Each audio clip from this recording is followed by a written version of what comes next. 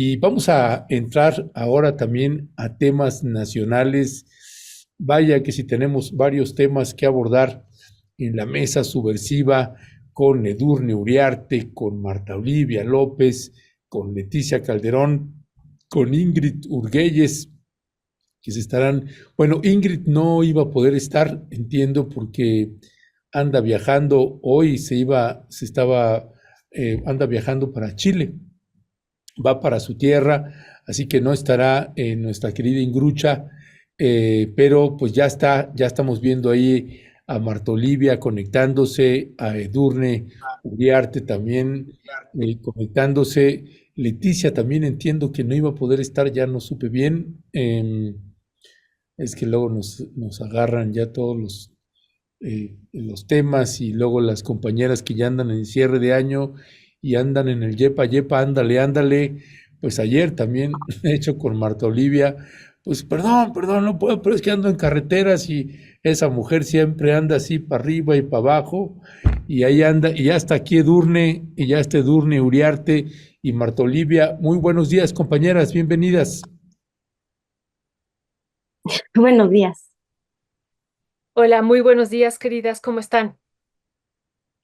Pues ¿Listas en para el el Día de baile? la Virgen. Como decimos todas las semanas, ¿listas para el baile? Sí.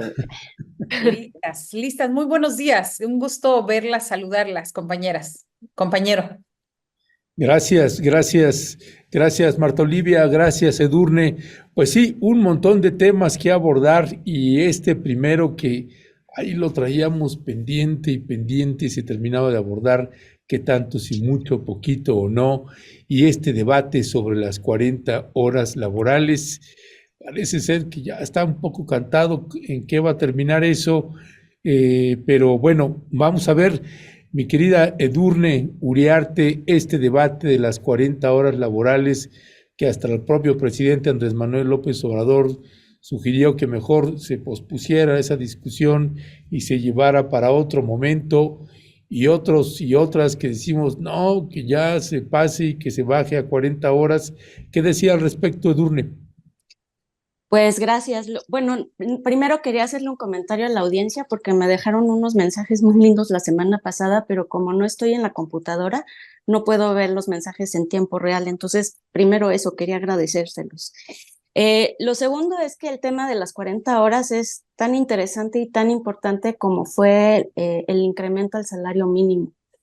Y llama la atención que no tiene la misma potencia en la opinión pública. Y para empezar, quisiera dar como un contexto, porque es interesante que este gobierno ha sido un gobierno en el que efectivamente ha habido importantes cambios en términos del salario, en términos de reformas laborales que han tenido beneficios importantes para la ciudadanía. Eh, no todos vinieron por iniciativa de Morena, porque, por ejemplo, el tema de las vacaciones, las vacaciones dignas, pues fue algo, me parece que fue una iniciativa de Movimiento Ciudadano.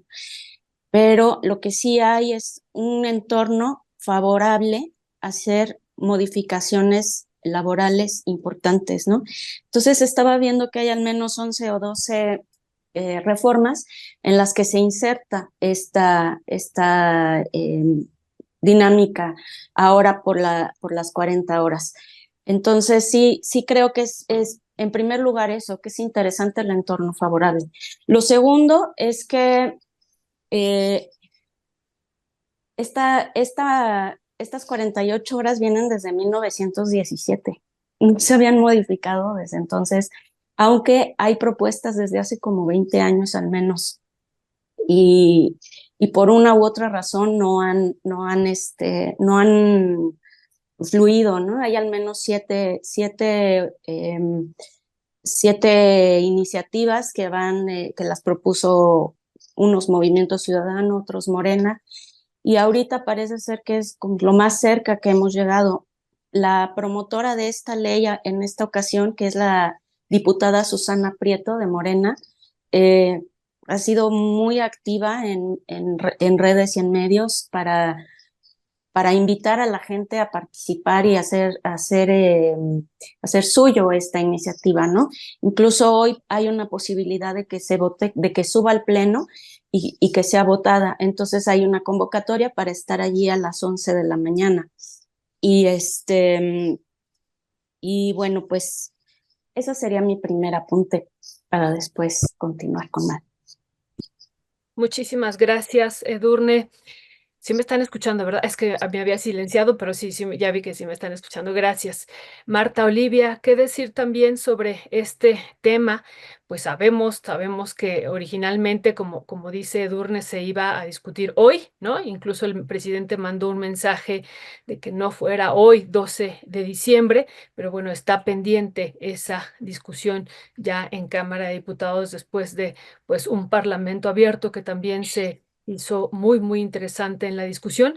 Y bueno, Marta Olivia, nada más comentar que históricamente la definición del horario de la jornada laboral pues se ha hecho a partir de la lucha de clases. Y bueno, ahora pues nos llama mucho esta propuesta y que bueno, pues me parece que es muy interesante analizarla también en el contexto que estamos viviendo a nivel nacional, de algunos cambios y modificaciones. Pero bueno, ¿qué decir al respecto, Marta Olivia?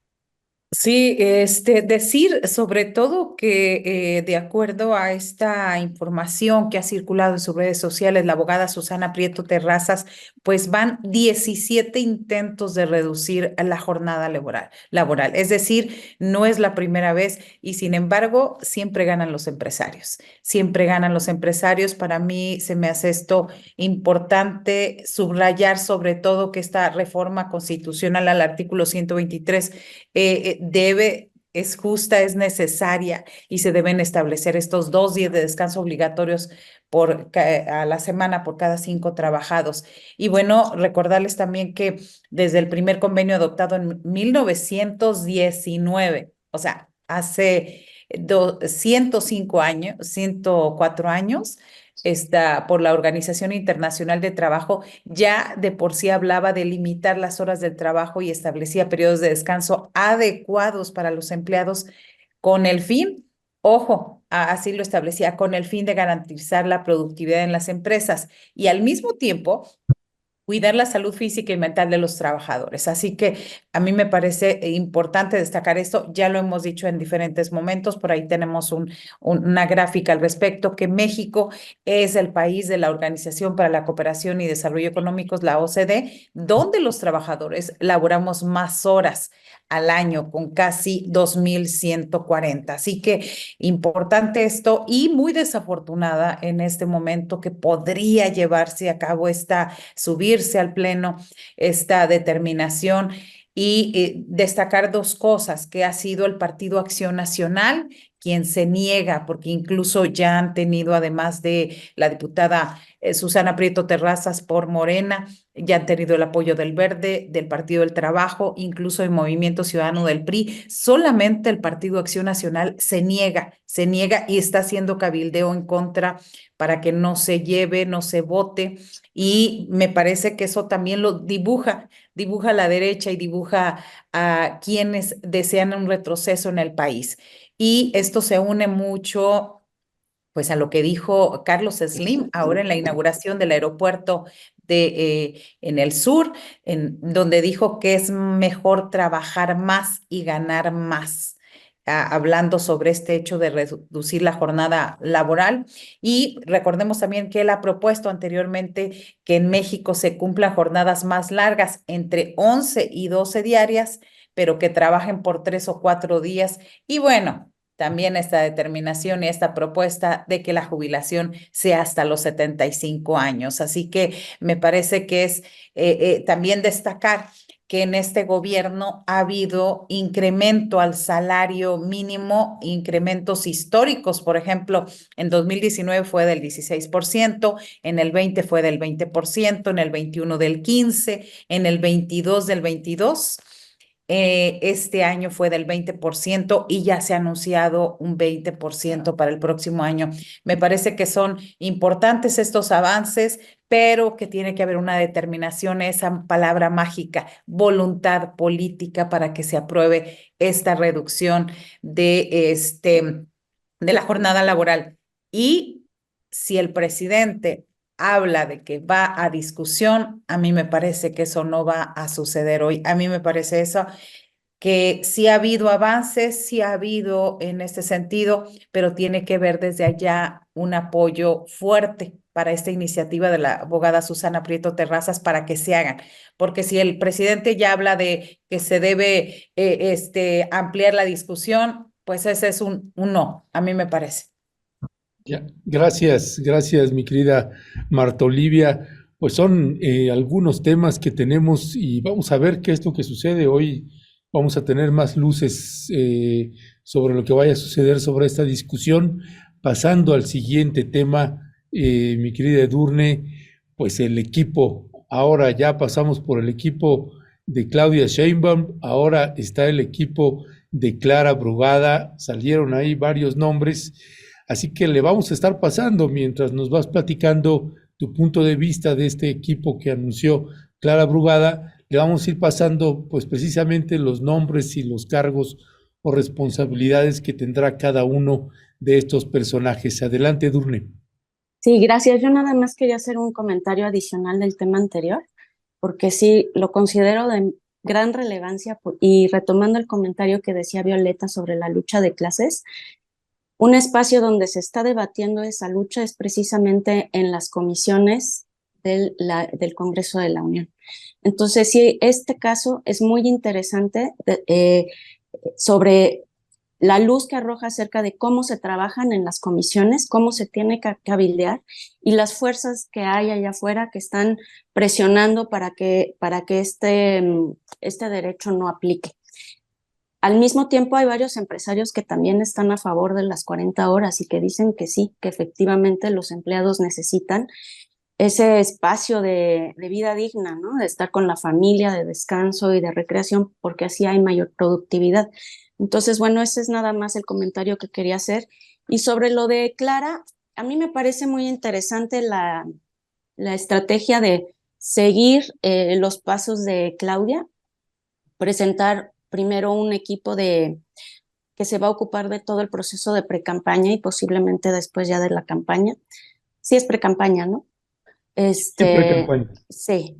Y después presentar a un equipo que se va a encargar de armar lo que ella llamó una estrategia, una coordinación que va a coordinar Alejandro Encinas, pero que ya tiene que ver como, a ver, permítanme un segundo, en la tablita que les mandé está el nombre al mero final, es una coordinación muy interesante porque presentó dos cosas que llaman mucho la atención. Uno, esa coordinación con Alejandro Encinas y la otra, coordinador del Consejo Asesor Consultivo para un programa y temas más importantes de la Ciudad de México. Eso es lo que presentó y eso lo va a coordinar Encinas y esa es la segunda presentación que vamos a tener en algunos días.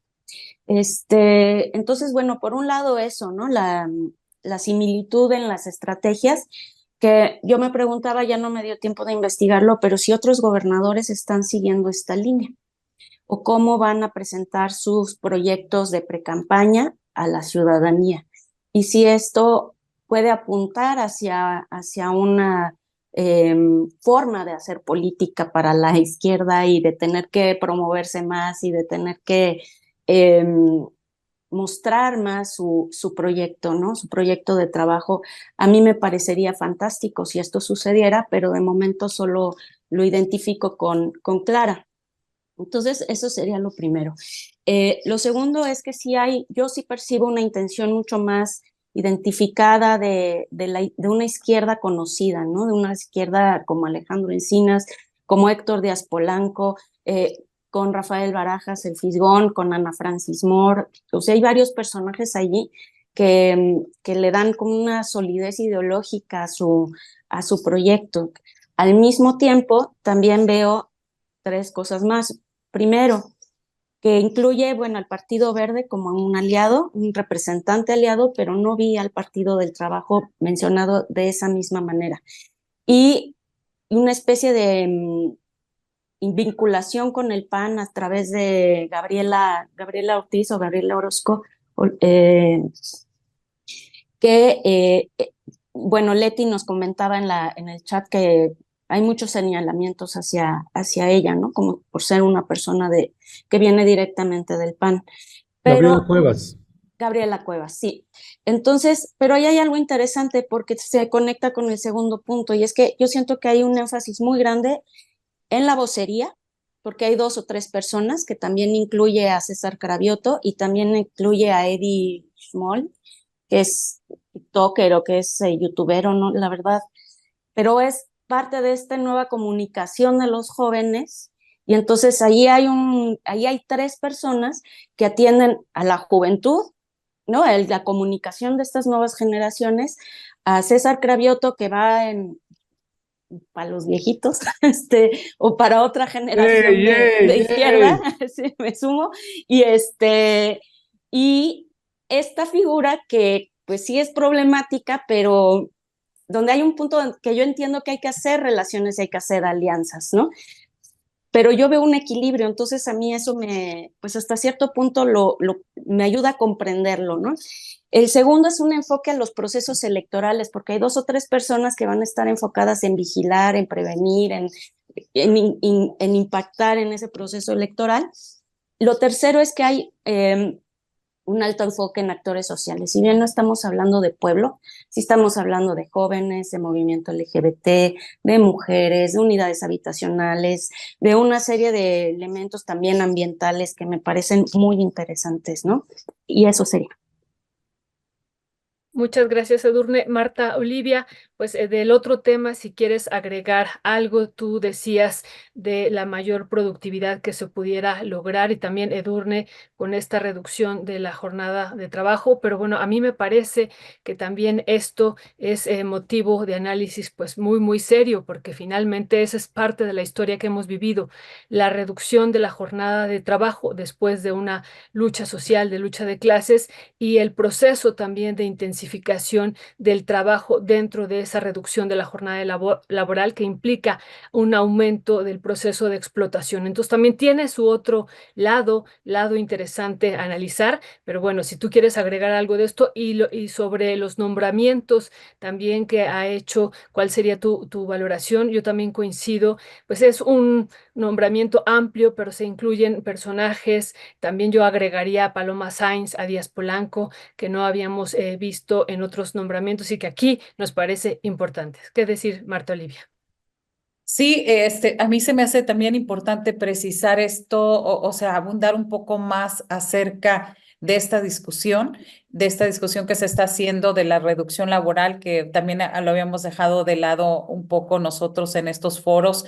Me parece que lo que significa de pronto las figuras dentro de Morena, pero que no han crecido con Morena, como Susana Prieto, que de pronto han sido figuras más del activismo, más de estar cerca. A ella se le ha cuestionado mucho porque ella se dice abogada laboral y recordemos que más que una obrera, ¿no? Que de pronto tienden a descalificar esa parte, llega al Congreso de la Unión, su antecedente es este movimiento 2032 de Matamoros, Tamaulipas, donde viene a arrebatar y es una nueva cara dentro del sindicalismo con sus claroscuros, pero es una nueva cara para arrebatarle a la CTM, a los sindicatos del PRI, toda este control. Este movimiento del 2032 se hizo a partir del 2019, en enero del 2019, cuando la mayoría de los contratos de la industria maquiladora los tenía el sindicato de jornaleros, tres sindicatos que había ya, que nacen en Tamaulipas, pero que tienen trascendencia nacional porque ya existía la semana de 40 horas con pago de 48 en la industria maquiladora en los 90s.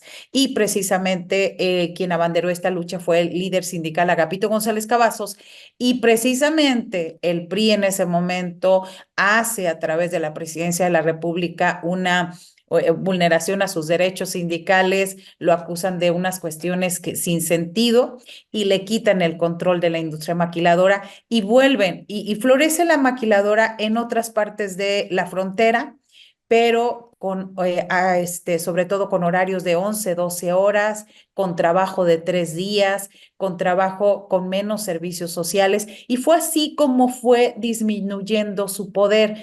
Y el 2032 es tan importante porque llega Susana Prieto Terrazas en una organización sindical, abandera esta causa y por primera vez los trabajadores de la maquiladora conocen lo que es su contrato, que lo desconocían totalmente porque los líderes nunca se lo mencionaban. Y por primera vez se logra un aumento del 20% con un bono de 32,000 pesos, que generalmente se iban a los bolsillos de los charros sindicales. Entonces, ella nace en este sentido.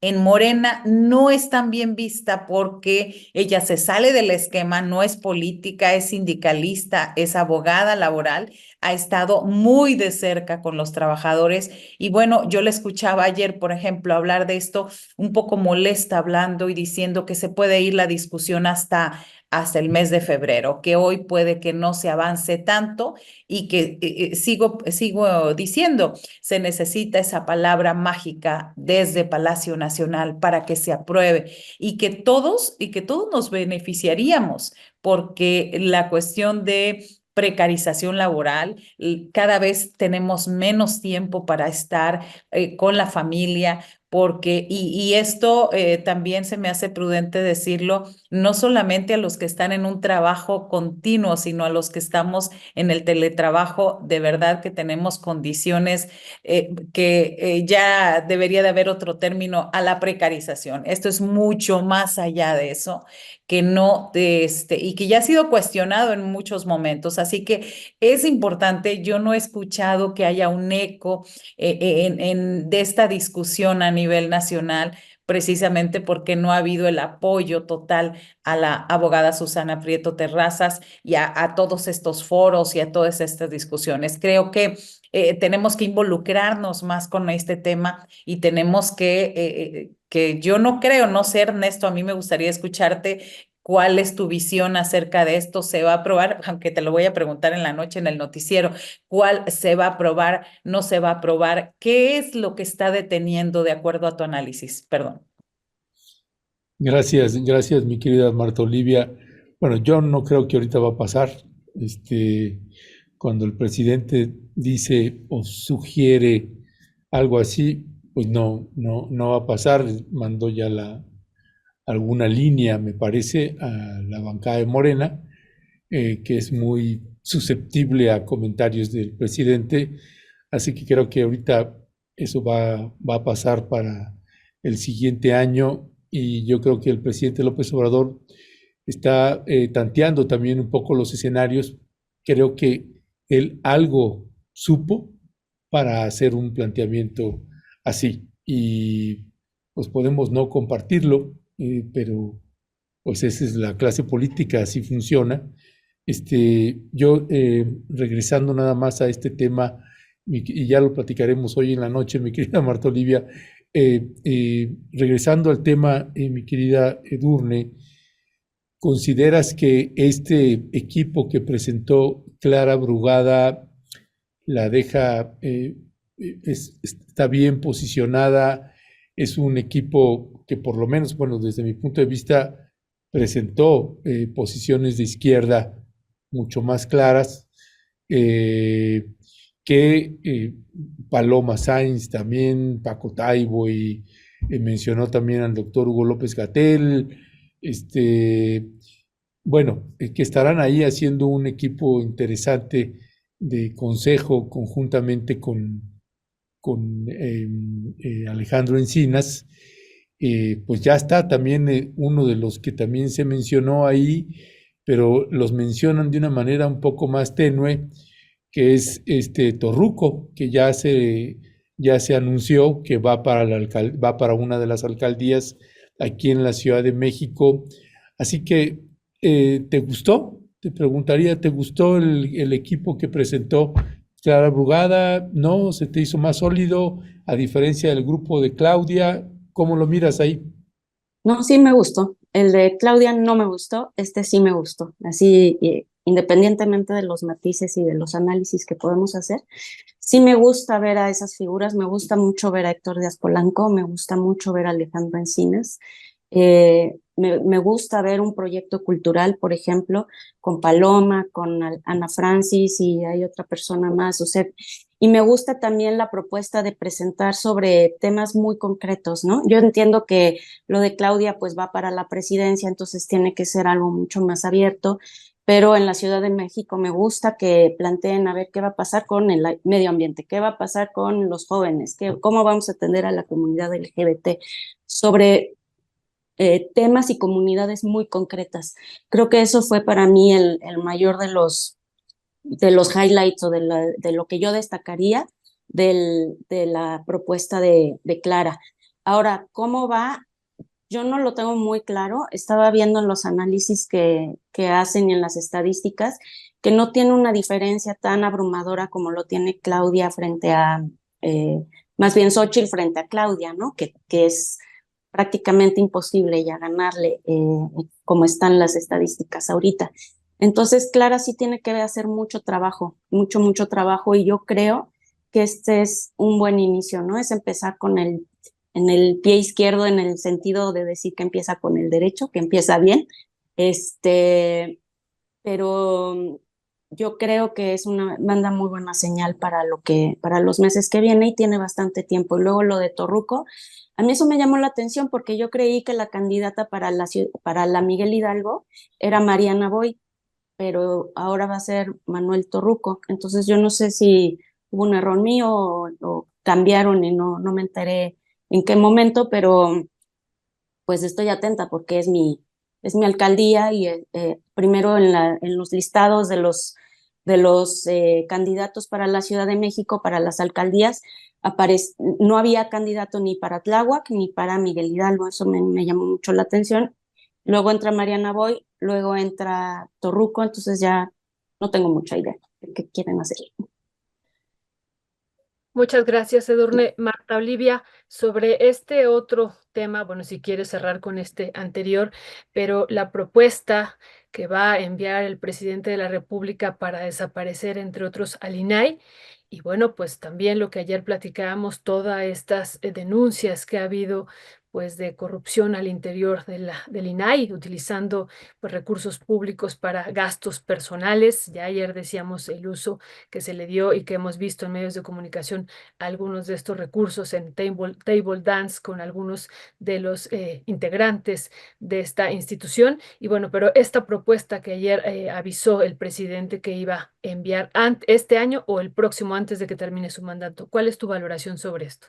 Sí, ahora sí que del otro tema que tiene que ver, cuando vemos gabinetes, yo conozco en general a las figuras, ustedes que están más cerca en el centro, tienen más destacados sus perfiles, pero lo que sí me llama la atención cuando se presenta algún candidato o precandidato, son los nombres que utilizan para los equipos. Y a mí me llamó particularmente haciendo un poco el análisis en los nombres de los sectores, por ejemplo, formación política, estrategia territorial, esos son como normales, pero sí me gustó mucho esto de suelo de conservación y productores, lo que es lo productivo en la Ciudad de México, en este cuadro que nos hizo Edurne muy amablemente.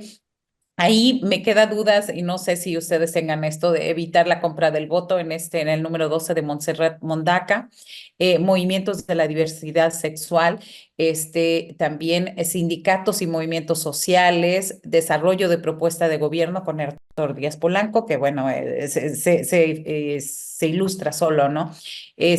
También el otro, comunidades e indígenas residentes, mujeres empresarias, estrategia de género, comunicación audiovisual, que va a estar Verónica Velasco, no lo olvidemos por ahí, y unidades habitacionales. Es decir, al menos en el nombre, en este sentido, me parece bien interesante porque son como cuestiones bien directas. Ahora sí que me voy a oír mal, bien claras y que haciendo un análisis, estamos hablando de otros estados, de otros municipios, de otros estados, cuando se hace una propuesta así, es como muy general, muy de cajón, y aquí es como muy específica, y a mí me parece que eso va muy de acuerdo a lo que dice también Clara Brugada, ¿no? Cuando ella habla, cuando ella se presenta y dice, soy una defensora de las libertades, soy de izquierda, creo en los derechos humanos. Indudablemente la figura de Alejandro Encinas ahí a un lado de ella, me parece que le da totalmente contenido y congruencia a lo que ella dice, ¿no? Que viene del movimiento feminista y sus luchas por la igualdad plena, ahí está totalmente. Entonces, eso es mi parte en lo que yo quería comentar al respecto. Híjole, respecto a esta iniciativa, estos institutos autónomos de no sirven para nada, hijo, a mí me preocupa como en otros momentos, cuando se hablaba de ciertas situaciones, ciertos fideicomisos, ciertas cuestiones. A ver, creo que los mexicanos entendemos cuando nos hablan de un diagnóstico y nos dicen, a ver, este instituto, esta dependencia, el diagnóstico es de que ha hecho bien esto, ha hecho menos bien esto y ha hecho mal esto. Creo que necesitamos primero explicaciones más que discursos de propaganda, más que actos de fe. Decirnos en dónde está mal, en dónde está bien. ¿Por qué? Porque luego viene el discurso de la derecha en contra. Y entonces empieza la discusión a no saberse el contenido realmente de lo que significa la trascendencia de esta medida. Y simplemente la discusión se centra en estar a favor de o estar en contra de. Y creo que nosotros necesitamos transparencia y necesitamos saber por qué sí un instituto nos sirve, por qué o en qué nos ha fallado. Y lo otro es tener acciones para corregir el rumbo. No podemos de tajo decir que que no sirven, que no están, porque ahora mismo veíamos al principio del noticiero de Momentum, como el compañero Cedillo hablaba de que a través de ciertas solicitudes de transparencia e información es como se llega a hacer un trabajo serio periodístico de investigación. Entonces, decir que simplemente sí o no, no me parece que es la respuesta, no me parece que es lo prudente. Creo que necesitamos más elementos para los que, incluso las personas que somos de izquierda, necesitamos saber qué está pasando y sobre todo que nos digan qué es lo que falta por hacerse. Y creo que entre todos construir y decir, no, no es borrando de tajo, no es descalificando a priori cómo se resuelven las cuestiones del país. A mí me parece en esta primera aportación. Gracias, Marta Olivia. Dice Marco Antonio Cruz, en el equipo de Clara, más que equilibrio, debe haber sinergia. Además de los contrapesos, Pues sí. deben de venir de otro lado, dice Teresa Camas, la asignación de posiciones dentro de los equipos de precampaña son pagos de cuotas a las diferentes tribus dentro del partido, no tienen trayectoria. Algunos candidatos para recuperar alcaldías son impuestos desde la cúpula sin ninguna trayectoria comunitaria con la gente. Morena está muy alejada de su base social. Mónica Maldonado López, para AMLO pesa más su cercanía con Slim. ¿Pesa más su cercanía con Slim? Pregunta, ¿dónde queda eso de que primero los pobres? qué decepción, dice Mónica Maldonado López. Eric dice, candidata única, como los sindicatos únicos del PRI en los 60s y 70s, decía Tomás Mojarro, a simular que ya no simulamos mis valedores. Pues tal Eric no entendió la lógica de cómo ahora funcionan estas encuestas y demás, pero bueno. Marco Morales, los momentos de reproducción, alimentación, recreación, deporte, cultura deben alternar a los momentos de producción. Areli, ya dejen lo de las horas, urge más la seguridad social, la integración y regulación del empleo informal, que es enorme, la seguridad laboral, la apertura más que de más y mejores empleos. De fondo no hay cambio. Pues no, Areli, no vamos a dejar el asunto de las 40 horas laborales, con todo respeto.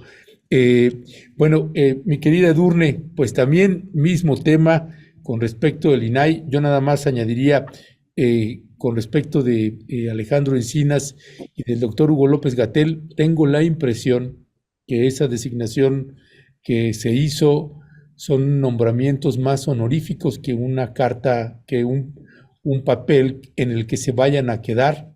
Tengo la impresión que están perfilados para a la administración federal, no tanto para la de la Ciudad de México, pero que la presencia de ellos pues garantiza también un proceso más integrado, me parece, y más humanista para la Ciudad de México, que estén acuerpando también a Clara Brugada. Nada más quería comentar eso adicional con respecto de estas desaparición de estas dependencias. Pues yo coincido también con lo que señalaba ahorita Marta Olivia, particularmente con el tema del INAI. Ojalá no lo desaparezcan, sería catastrófico en términos informativos. Ojalá más bien lo regulen, lo reseten, saquen a toda la gente que está ahí, entre gente que realmente se ponga a hacer el trabajo y que no esté ahí despilfarrando, uno, con grandes sueldos, dos, en table dance. ¿Qué decía al respecto, Edurne? Sí, pues voy a regresar a los dos temas anteriores y luego voy al último, nada más con un par de comentarios muy pequeños. El primero es que reformar las 48 horas y pasarla a 40, a mí me parece incluso un acto simbólico y revolucionario. ¿Por qué?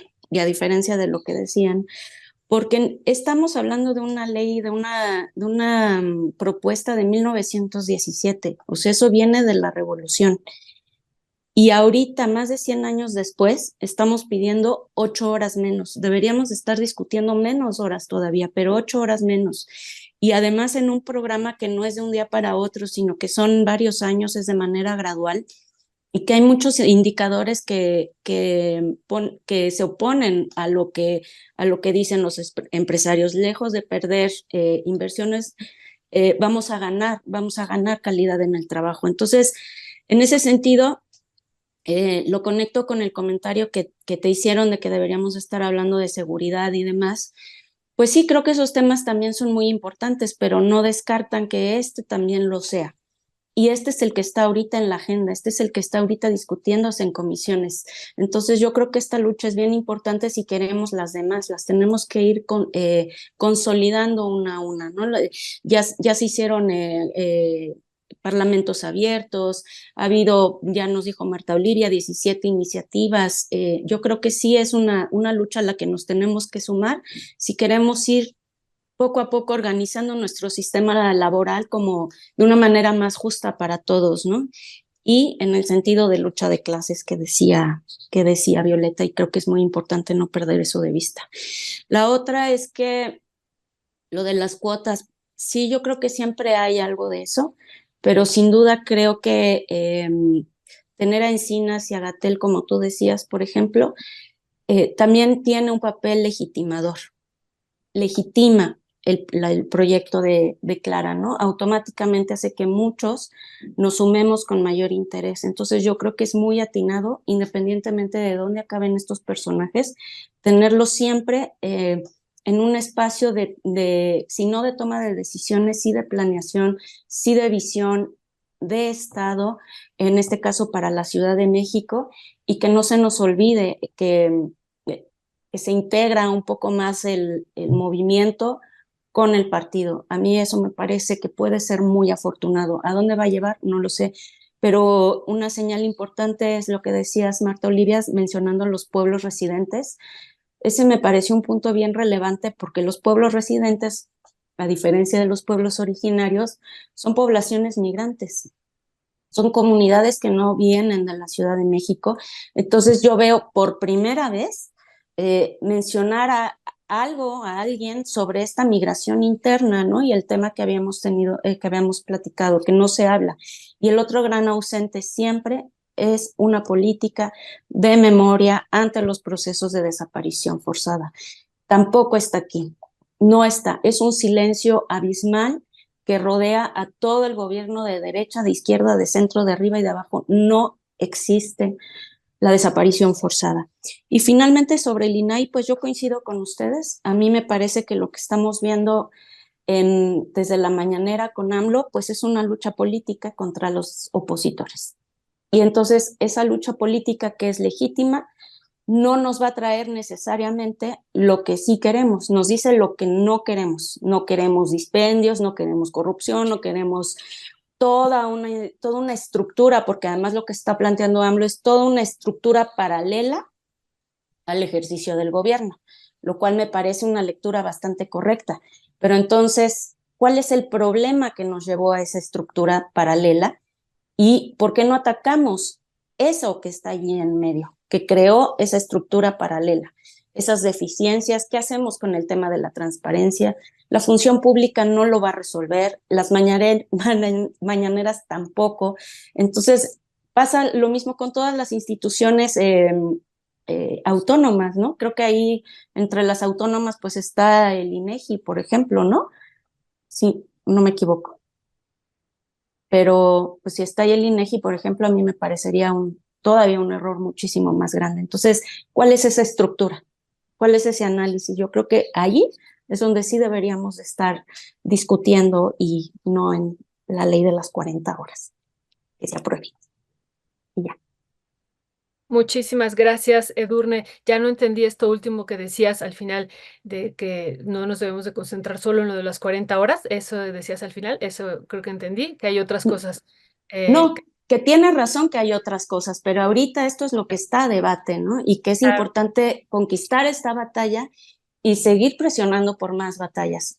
Y es increíble que en este estado que tiene condiciones favorables, la ley de las 40 horas no haya pasado. Y si lo pones en contraste con el cabildeo que hizo o que tuvo que hacer Andrés Manuel para el incremento al salario, pues ahí tienes dos casos súper importantes y en qué está resultando cada uno.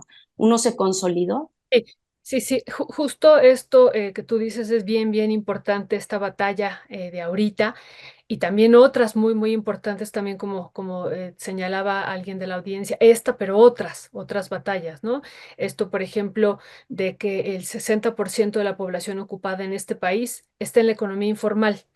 No va a ser, no pasaría nada con ellas si se logra esta, pues esta aprobación, pero es muy, muy importante su aprobación, pero también es importante esta otra población, 60% está en la informalidad y eso va creciendo.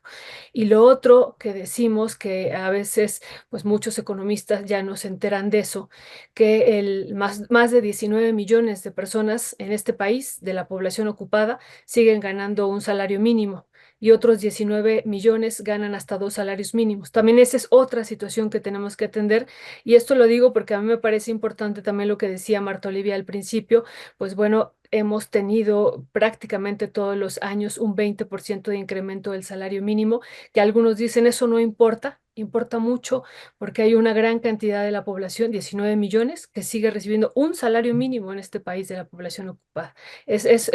Todavía es una situación que implica una condición pues de pobreza, ¿no? De pobreza laboral y que hay que insistir también sobre esta otra parte que nos parece también muy, muy, muy importante.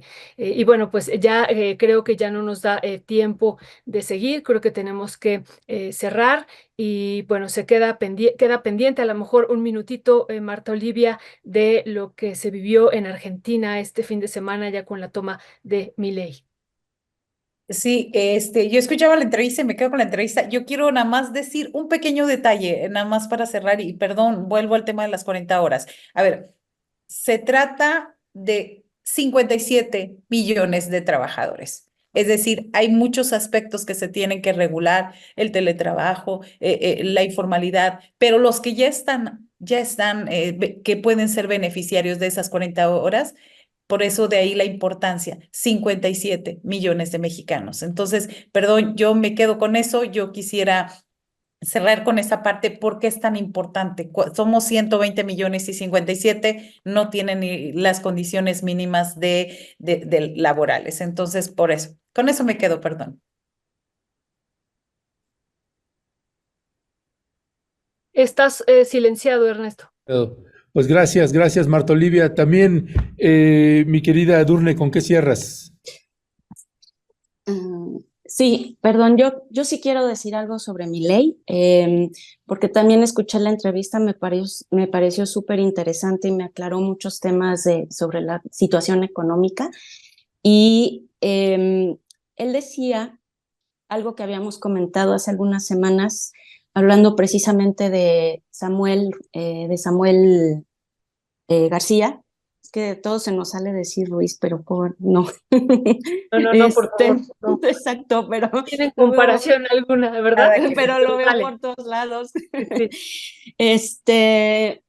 Acerca de estos fenómenos no son tan poco frecuentes, ocurren, eso decía él, ¿no? Y sobre Samuel García nos preguntábamos, bueno, ¿qué ven los jóvenes? ¿Qué es lo que está sucediendo? ¿Por qué suceden estos fenómenos? ¿Viene de la familia? ¿Viene de la escuela? ¿De dónde viene, no?